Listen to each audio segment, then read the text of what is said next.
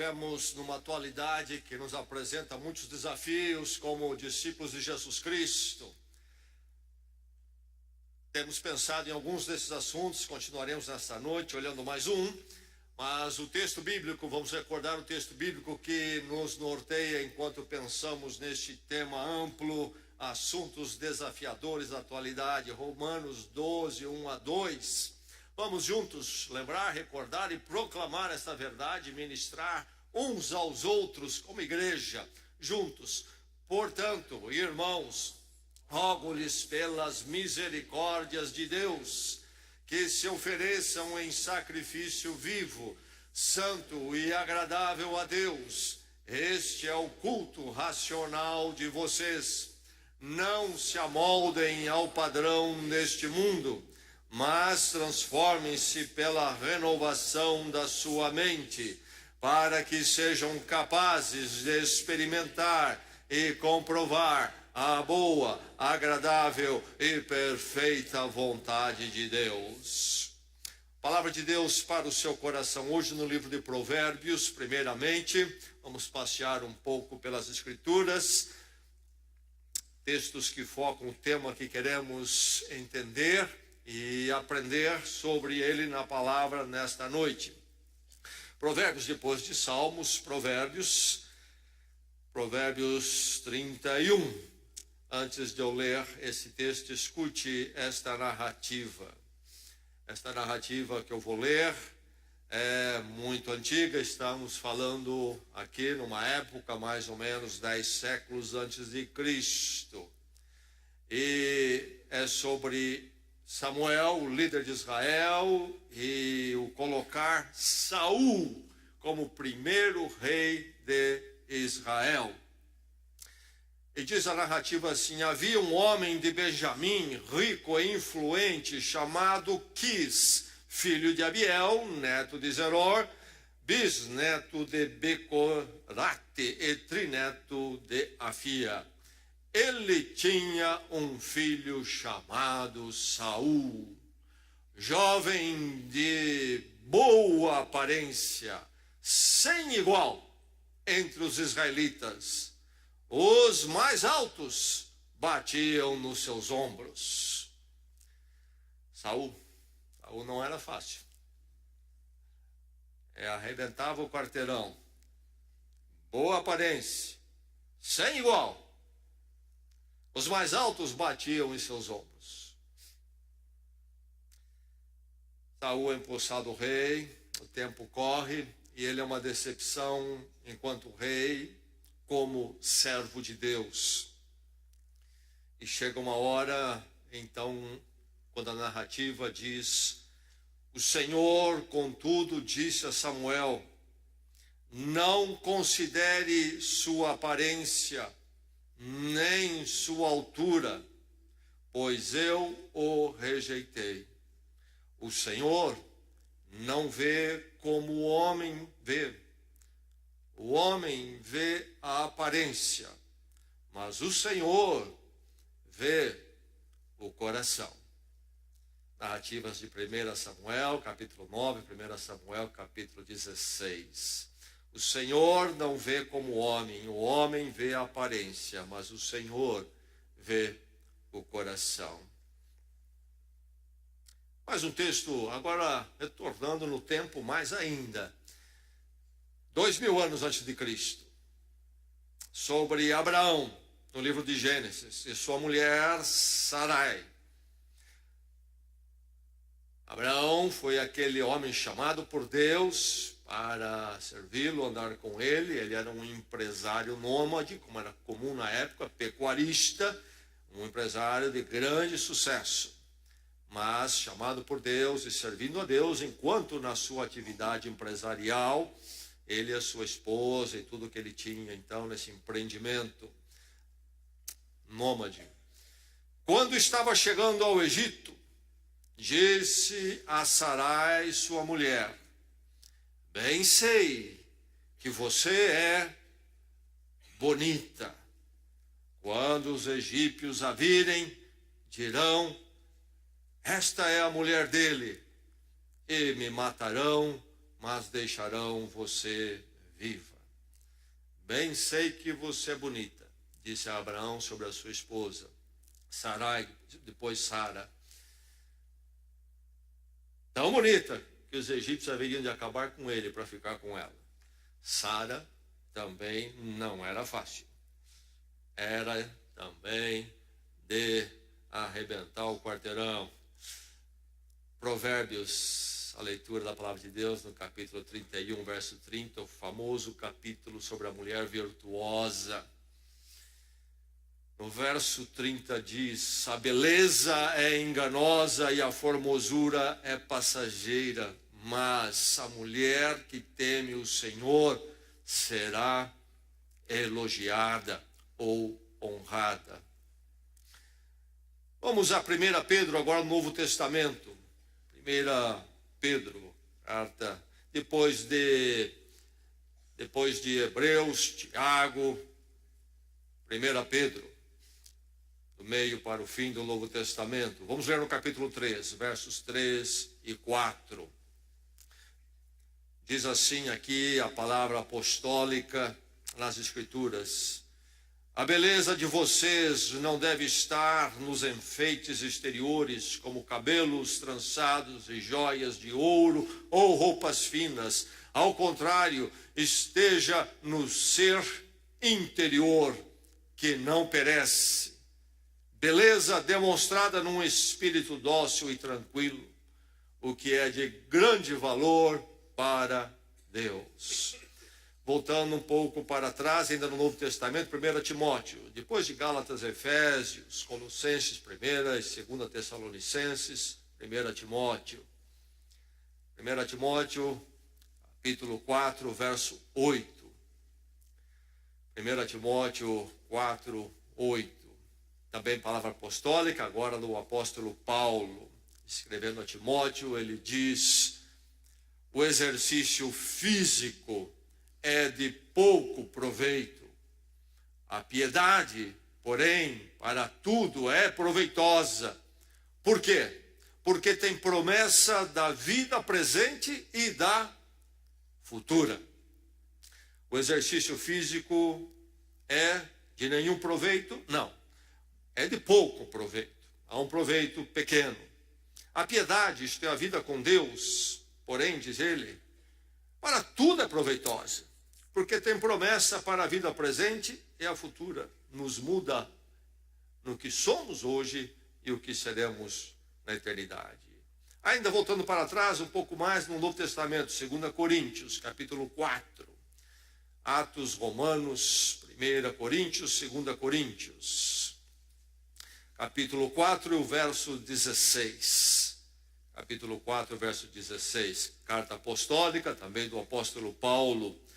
Então, no capítulo 4, verso 16, ele diz: por isso, não desanimamos, embora exteriormente estejamos a desgastar-nos, interiormente estamos sendo renovados dia após dia.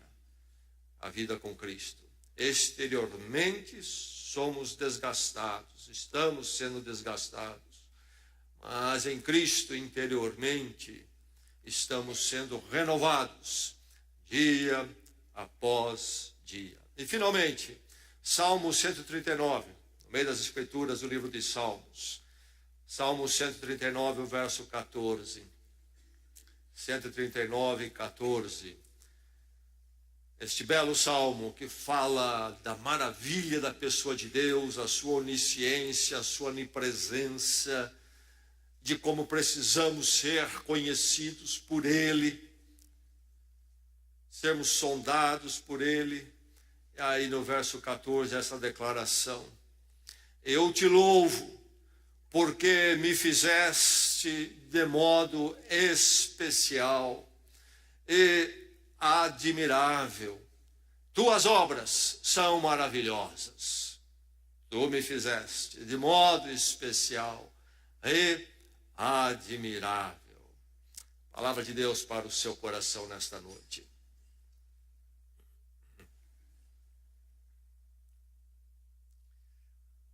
O Neymar levou 2 cabeleireiros para a Copa. Não para fazer a mesma coisa. Um se encarrega, é especialista do corte. O outro, da tintura. Precisa 2. Para não misturar o assunto. 2 cabeleireiros. Contratados lá, não levou do Brasil. E aí deu no que deu. Um estilo galináceo. E Deus nos livre de perder contato com a realidade. É muito fácil isso acontecer. Se achamos que galgamos posições muito grandes, ou a questão financeira vai a patamares muito fora do comum, é muito fácil. O perigo de se tornar como aquele rei que estava nu e ninguém podia dizer para ele que ele estava nu. 2 cabeleireiros. A questão da beleza é algo que não é novo para o ser humano, mas nos nossos dias tem um enfoque próprio dos nossos tempos, e é um enfoque tremendo. E há uma luta contra tudo, em termos de beleza. E há uma luta contra o envelhecer. E alguém já disse que com a chegada da medicina dos olhos, nós eliminamos algo que Deus tinha provido para o nosso conforto e benefício. À medida em que envelhecemos ou envelhecemos, a nossa visão se limita. E Deus, diz alguns, teria feito esse processo de envelhecimento da visão para enxergarmos menos, para que não víssemos que o nosso rosto também estava piorando. Mas aí veio o fenômeno dos óculos, etc. E agora nós somos muito conscientes de que estamos envelhecendo. E a luta fica mais cruel. Enfim, a questão da beleza, nesses dias, se tornou um negócio tremendo. Na mídia, move a mídia. A indústria de cosméticos é-nos dito, segundo a revista Forbes, no ano de 2017, movimentou 445 bilhões de dólares. É muito dinheiro. E vem aí atrás as plásticas, a indústria do fitness, fisiculturismo, também movimentando cifras semelhantes. A questão do drama humano em relação à beleza. E a beleza cai num campo, pertence ao campo da filosofia chamado de estética, que fala do que é belo em si e em relação à arte. É uma discussão milenar na filosofia, um assunto controverso e de história longa, principalmente se debatendo sobre os 2 ângulos da objetividade e subjetividade, e até aquele ditado, então, uma versão popular, que diz que a beleza está nos olhos de quem contempla, etc. Mas podemos definir objetivamente o que é belo, todos nós dizemos isto é belo, ou não, beleza é algo que eu acho, é minha opinião particular, meu ângulo de ver as coisas, você tem o seu, é outro, é diferente. Como é que é isso? Como é que é isto?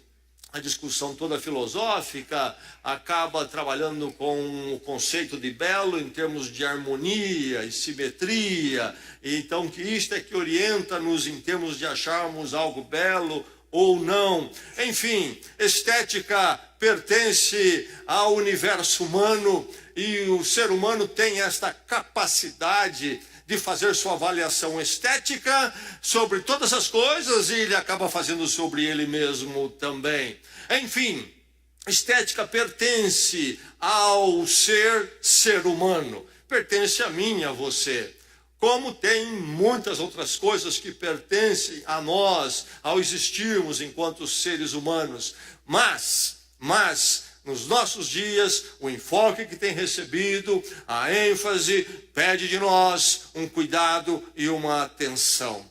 Olhando a palavra de Deus nos textos desta noite, o que é que nós podemos pensar e tirar? O que é que a palavra diria a você? Diria: encaminhe o anseio estético.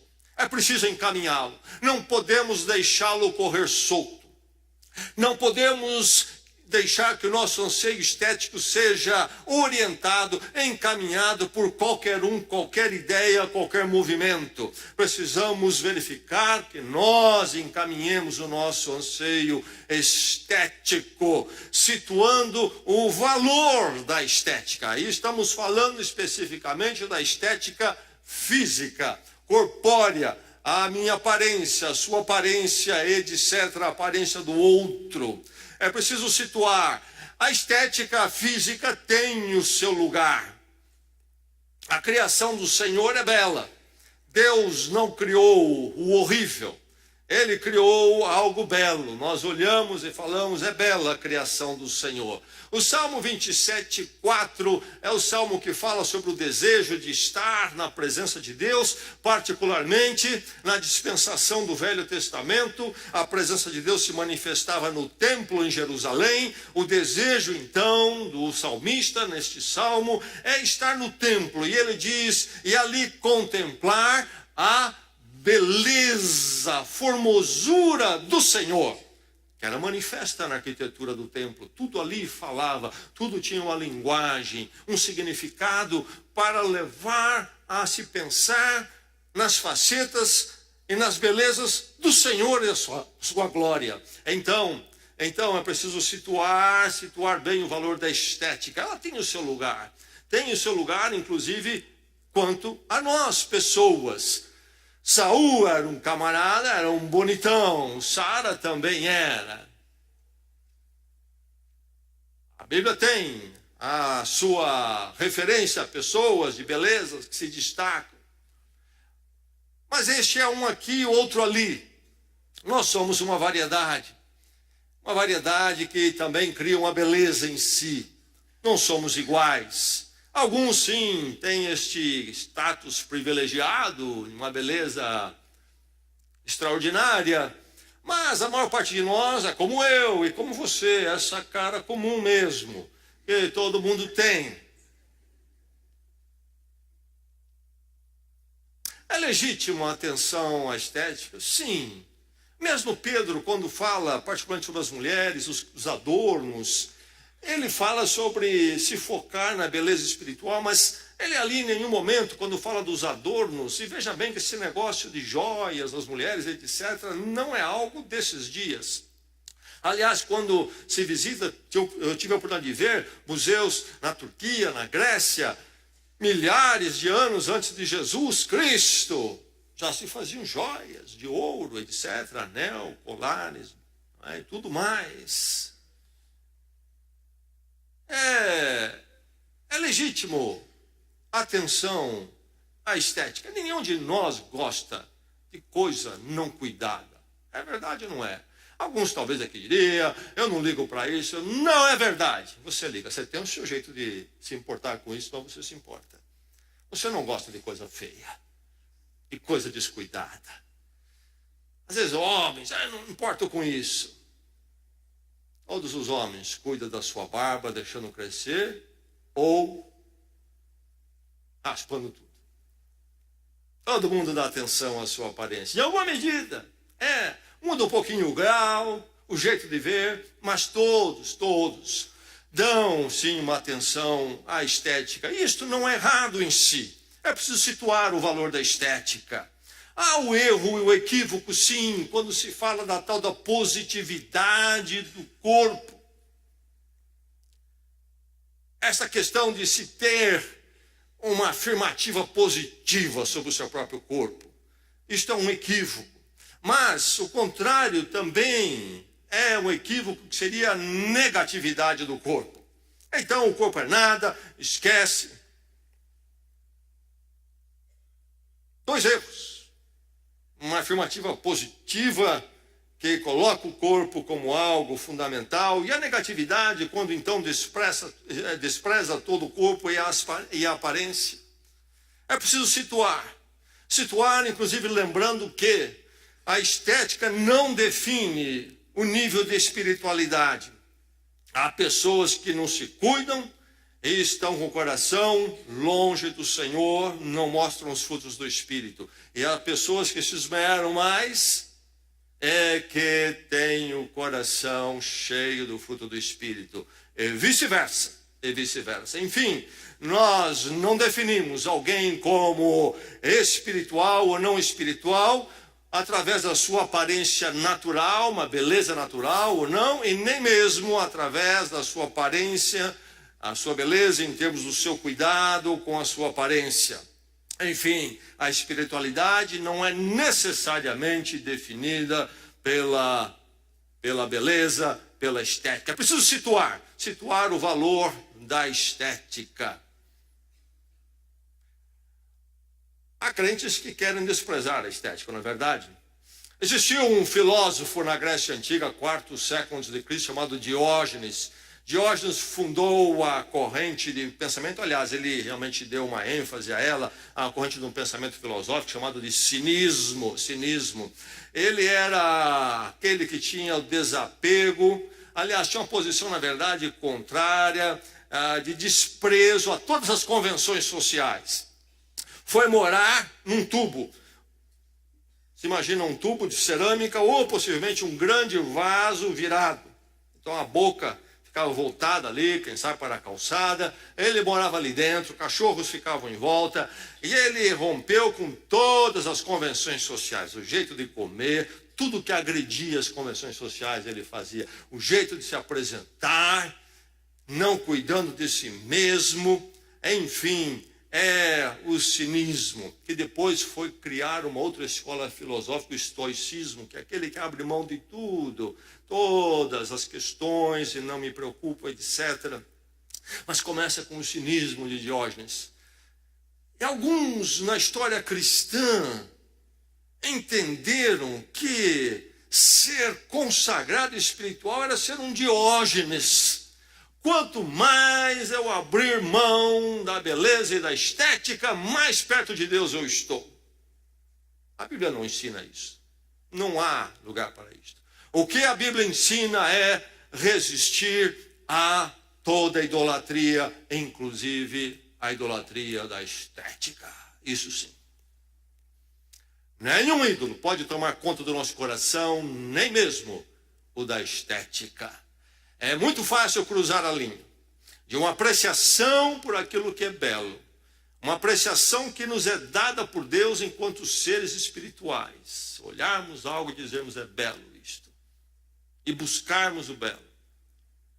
Cruzar a linha disto é muito fácil para a idolatria. A apreciação, a beleza, parte da criação de Deus, para uma adoração do belo, inclusive em nós mesmos. É preciso situar, então, o valor da estética. Situe o valor da estética. É o jeito de você encaminhar o anseio estético, situando bem qual é o lugar, da estética, qual é o valor, que espaço devo dar para ela. Verificar isso diante de Deus com muito cuidado. Encaminhe o anseio estético, destronando a ditadura estética. Na verdade, é uma ditadura cultural. Nós vivemos em dias, através da mídia principalmente, uma ditadura da estética. E porque a mídia se move com aparência, então ela impõe uma pressão estética que chega ao nível de uma ditadura. Os ícones são feitos, são produzidos e projetados e mostrados e vendidos para então nos pressionar. É a cultura. A nossa cultura é uma cultura dominada pela estética. É preciso tomar muito cuidado com isso. Precisamos destronar essa ditadura. Nada deve ser senhor do nosso coração a não ser o nosso Deus em Cristo. Lembre-se que as avaliações culturais são voláteis, elas mudam. são instáveis, são até relativas ao tempo. Não dá para seguir sempre o que a cultura diz. Bronzeamento, por exemplo, quando eu era garoto, morava em cidade pequena do interior, onde as pessoas, em grande parte, sobreviviam da agricultura. E havia os sítios, especialmente na região que eu morava, sítios de café, havia os sítios familiares, uma propriedade não muito grande, mas com uma quantidade razoável de pés de café para sustentar a família. E quem tocava aquela propriedade era o pai, a mãe e os filhos. 4, 5, 6 filhos. Revezavam em limpar o cafezal, em cuidar das plantas. Se fosse rapaz, fosse moça, todos trabalhavam no cafezal da família, naquela propriedade. Mas eu me lembro muito bem, as moças faziam questão de ir para o cafezal com um grande chapéu de palha, com camisa manga comprida, lenço no pescoço. De jeito nenhum poderiam sofrer qualquer toque do sol na sua pele. No sábado à noite, quando iriam para a cidade para dar uma volta e ver se arrumava o futuro casamento, especialmente na praça da cidade, nenhuma moça queria aparecer lá queimada de sol. Trabalha na lavoura. Hoje todo mundo quer se queimar. E se queimar diz que arruma casamento. Assim é a avaliação cultural. Na época da Renascença, um pouco mais de curva era considerado belo. Nos nossos dias, se puder ficar só no esqueleto, é melhor. E aí surgem inclusive as desordens de alimentação, bulimia, anorexia. Onde é que vamos com esses descontroles causados pela cultura que pressiona e pressiona? Surgem esses desequilíbrios mentais, inclusive. É preciso tomar cuidado. Não deixe se dominar pela ditadura estética. Há o belo, há um lugar para ele, sim. Mas mantenha debaixo do senhorio de Cristo. E aí, então, você vai encontrar o bom senso nisso aí. Porque a ditadura da estética vem e vai em muitos aspectos e nem sempre é o belo o que a ditadura coloca e impõe. É uma moda, por razões diversas podemos explicar, mas que passa. O belo é aquele conceito que permanece sempre. Por exemplo, hoje, na ditadura da estética, está a tatuagem. Não adianta, você pode argumentar, mas um jogador, por exemplo, com a pele toda rabiscada, não há belo naquilo. Mas a cabeça do povo é feita, e usando um ícone famoso, rico, que recebe o holofote, impõe sobre todos essa ditadura. Pichação não fica bem no muro, muito menos no corpo humano.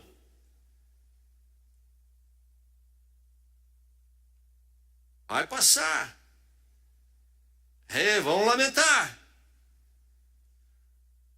Eu tinha uma foto, já contei para alguns de vocês, de quando eu tinha meus 17 anos. E naquela foto eu estava com uma calça boca de sino. E nos meus dias, a competição é quem fazia a boca maior. Hoje é a boca menor. É aqueles que faziam maior do que o sapato. E chegavam na escola com aquela calça. Na minha casa tinha um limite. Meu pai dizia, no máximo, até o meio do comprimento do sapato. E já era uma boa boca. Boca de sino. Eu dei um jeito naquela foto. Olhei para mim mesmo ali e vi um débil mental. não quero que ninguém me veja dessa forma. Bem, foi, passa. É preciso destronar a ditadura da estética com muito cuidado. Há uma pressão. A pressão é grande. A pressão por padronização. Padronização. Todos têm que ser desse tipo. Então há um ícone. E aquele ícone é profissional da beleza, entende? É pago para horas. Tem tempo para isso, porque é o trabalho. Horas e horas torneando. E todo tipo de plástica, e todo tipo de produto. E depois, quando é apresentado a nós, é através da mídia, isto é, a jogo de luzes. E há um preparo ali antes, são horas ali com profissionais da beleza cuidando. Não dá para fazer isso no dia a dia. E aí vem essa padronização, como essa é a norma, e você tem que correr atrás. É a pressão pelo impossível. Não há como atingir-se a isto.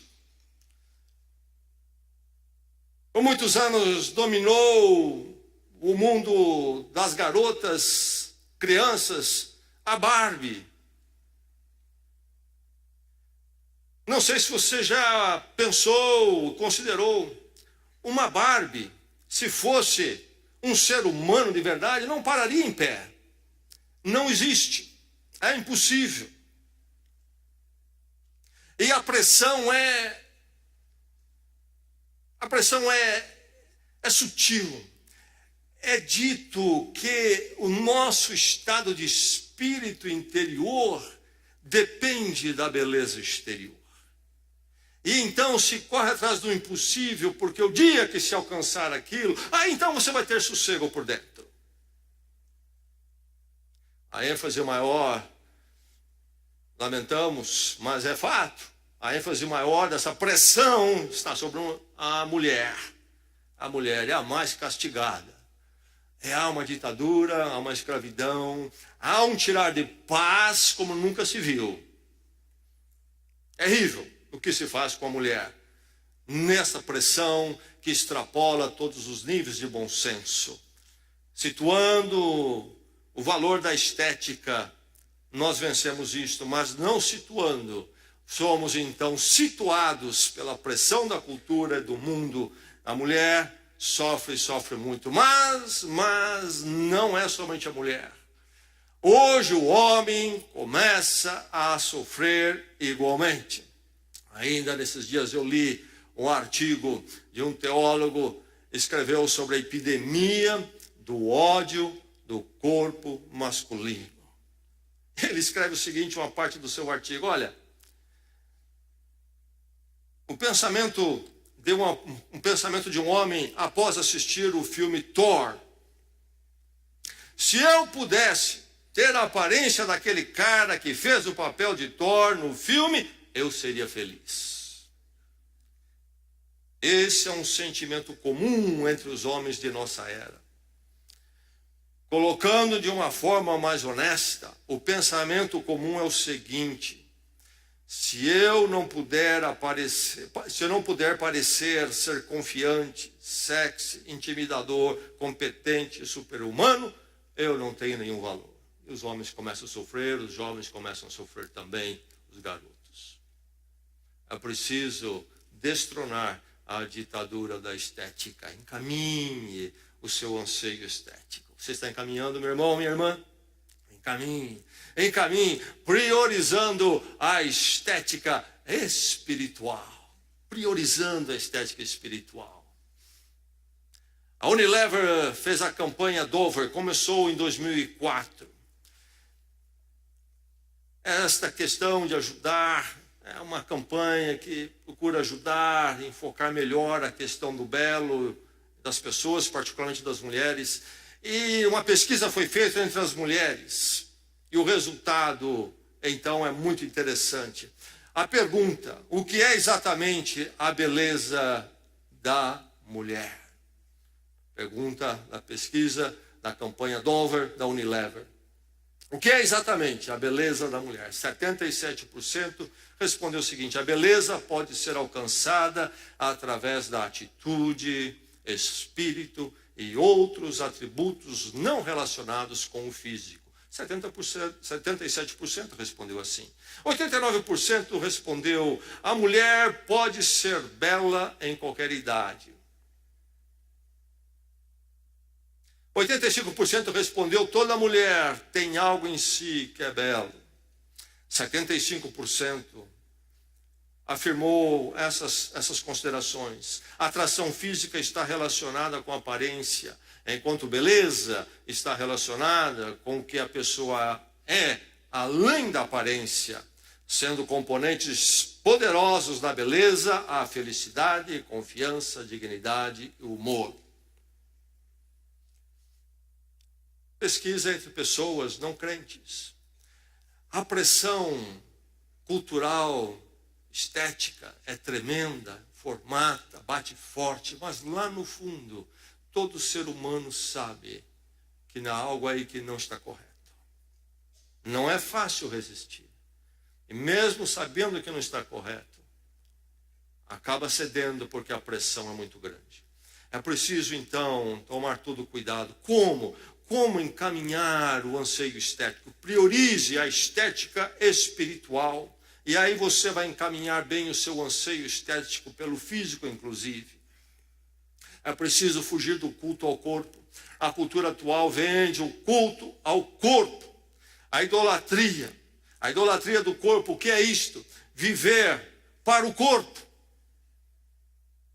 Esta fixação no corpo. Esta visão de corpo como referência de valor. O meu valor depende do meu corpo. E essa fixação no corpo.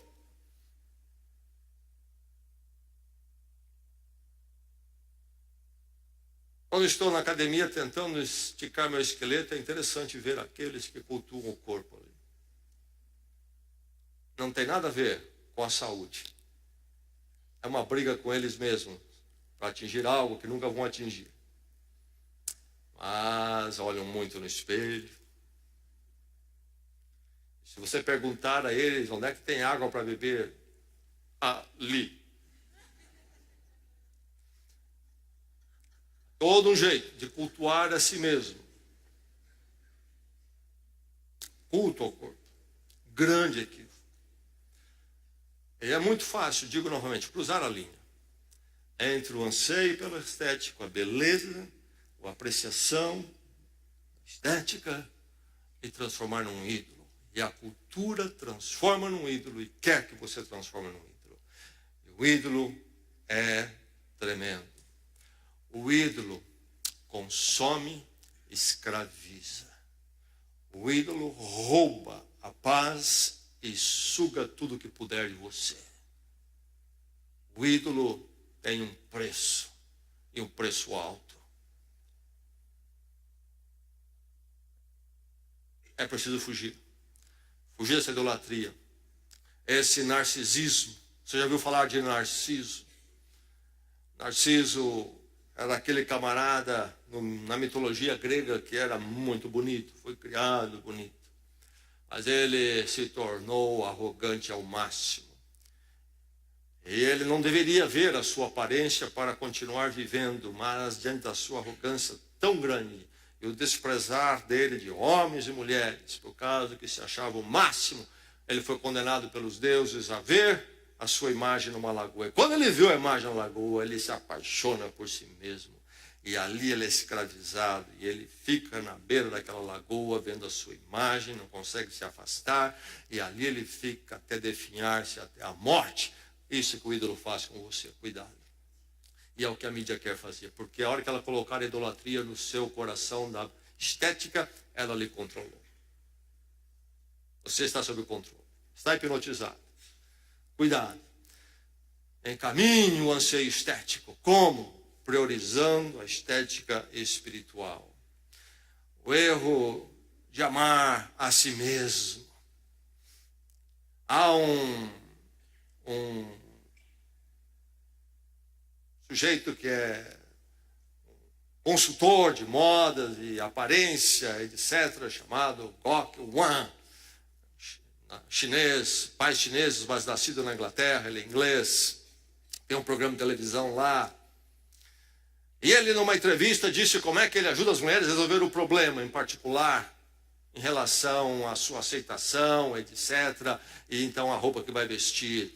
Ele diz, quando vem, alguém me contrata e vem ao meu estúdio, então, eu coloco esta mulher nua, ali, diante de espelhos. E ela fica nua, eu jogo as luzes variadas, mudando as nuances por muito tempo. Até que a mulher, então, chega a um ponto de dizer, finalmente eu estou olhando e gostando no meu corpo. Aí diz ele, quando ela passa a amar o seu corpo, aí é muito fácil ela se vestir e ela vai adorar tudo que ela coloca no seu corpo. Em outras palavras, diz ele que ele leva a mulher a um processo de apaixonar-se por si mesmo, amar a si mesmo. Isso que é chamado, eu já citei, a positividade do corpo. O oposto à negatividade, alguns crentes pensam que é o espiritual. Já disse, não é. Assim como não é a positividade. Há um outro caminho, o caminho das Escrituras, o caminho do anseio estético que prioriza a estética espiritual. Enfim, esse amar a si mesmo. Preciso amar a mim mesmo. Meu irmão, procura nas Escrituras, revira de começo ao fim. Se você encontrar algum lugar o mandamento ame-se a si mesmo, traga para mim. O mandamento ame-se a si mesmo. Você vai encontrar um ensino muito claro. Amar a Deus e amar ao próximo. Jamais ame-se a si mesmo. Esse é caminho de armadilha e frustração e a pior coisa que pode acontecer com você. Amar a Deus e amar o próximo. Encaminhar o anseio estético priorizando a estética espiritual. Começa com relacionamento com Deus. E temos que lembrar que a criação do Senhor é bela, mas ela foi afetada pelo pecado. E a Bíblia é muito clara em dizer que o pecado, a queda do ser humano, o romper do ser humano com Deus, teve consequências cósmicas. E inclusive no nosso mundo e na nossa natureza humana. Então, nós sofremos de muitas formas em nossos corpos por causa do pecado. E há limitações com as quais nós teremos que viver, com as quais nós teremos que conviver até o fim. Ao buscarmos, ao termos o anseio estético, é preciso encaminhá-lo bem no devido equilíbrio, inclusive considerando os danos do pecado. O nosso valor é reencontrado através da restauração pela graça e não pela perfeição física, estética. Aí é que nós encontramos a redenção para o nosso interior, nosso estado de ser. É preciso colocar então a beleza espiritual acima da física. É isto que Provérbios 31, quando fala da mulher virtuosa, diz. É isto que Pedro fala, nós lemos na carta de Pedro. Nós temos como nossa prioridade, nosso anseio maior a estética espiritual. Há um cântico antigo que nós não cantamos, mas que dizia que a beleza de Cristo se veja em mim. Todo o meu ser se refina, até que a beleza de Cristo se veja em mim. Jovens, quando você busca um namorado, a namorada, e você pensa no matrimônio futuro, a estética tem o seu lugar? Tem. Mas deixe-me dizer para você aqui, claramente, você não vai viver primeiramente com a estética do seu cônjuge. Você vai viver primeiramente com o estado espiritual dele e dela. É aí que a coisa vai emperrar ou vai avançar. Olha aquele camarada belo, olha aquela mulher bela, mas como são desagradáveis. Aí que a coisa pega. Diferente que o mundo coloca, não é o sexo, que são momentos de dias e horas, não é a beleza, mas como essa pessoa é espiritualmente. Vai ser fácil ou vai ser difícil, dependendo da beleza espiritual.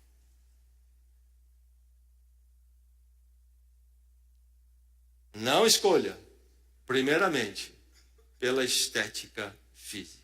É forte isso. E é muito fácil cair num grande erro. Primeiro, priorize a beleza espiritual, porque é com isso aí que você vai lidar dia dentro, dia fora. De manhã, quando acorda, quando conversa sobre as questões do dia, quando durante o dia trata das questões por telefone ou pessoalmente, a coisa vai depender da beleza espiritual.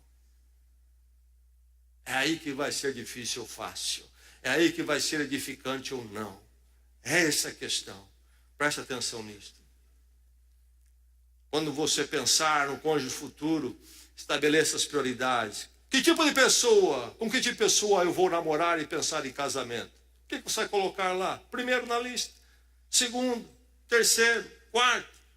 Não é sair para ver no que dá e depois fazer o balanço. Não é antes fazer o balanço para depois ir buscar. Ser consciente do seu destino, do seu caminho, com a sabedoria de Deus. Tomar as rédeas na direção do Espírito Santo, que caminho eu vou adotar. Eu, por exemplo, eu sabia muito bem que eu tinha que casar com uma mulher que fosse muito bem informada, com quem eu pudesse discutir os assuntos no nível que eu gosto de discutir, que gostasse de ler. Não dava para casar com outro, por mais bonitinha que fosse. Não dava. O que você está buscando? Por quê? Estou buscando o que a mídia empurra para cima de mim. Te manipulou, controla a sua vida. Cuidado. É preciso encaminhar o anseio estético, priorizando a estética espiritual. Quando eu encontro esta libertação, vem o descanso quanto à estética física. É libertador, é libertador. O meu valor não está na minha estética física, mas o que eu sou por dentro. Se a beleza de Cristo está em mim,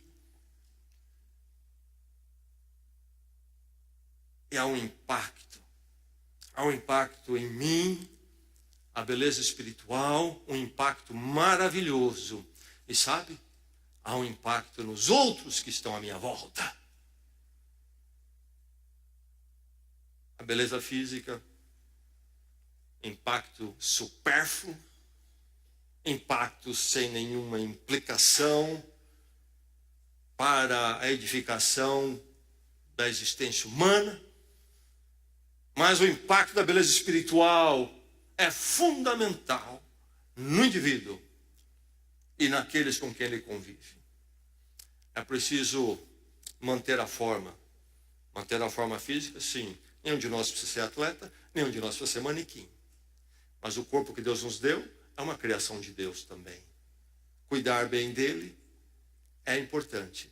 Do ponto de saúde, sim. No asseio, na estética, sim. Mas isso tudo é equilibrado por primeiramente, manter a beleza, a estética espiritual. Que a beleza de Cristo se veja em mim. E que todo o meu ser se refine, até que a beleza de Cristo se veja em mim. Que noite abençoada é esta. Que noite abençoada é esta. Talvez o mundo até nos despreze. Não somos os mais belos. Não somos os mais interessantes. Mas para Deus nós somos valiosos, tão valiosos que Cristo se deu na cruz por nós. Somos preciosos aos olhos do Senhor. E o Senhor nos resgata para si mesmo, E nele nós encontramos o descanso, a paz, a beleza verdadeira e a beleza eterna. E nós podemos andar onde quer que for, tranquilos, em paz e seguros, independente do que o mundo pensa, na sua superficialidade. Porque nós sabemos que nós somos preciosos. O sangue de Cristo foi vertido por nós. E pense o mundo que quiser, nós somos preciosos. Mas sabe,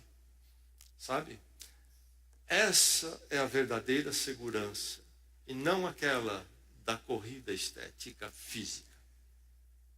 E aos poucos, o mundo há de notar que você tem uma segurança e um descanso invejável, é incomparável, quando é considerado o que eles têm.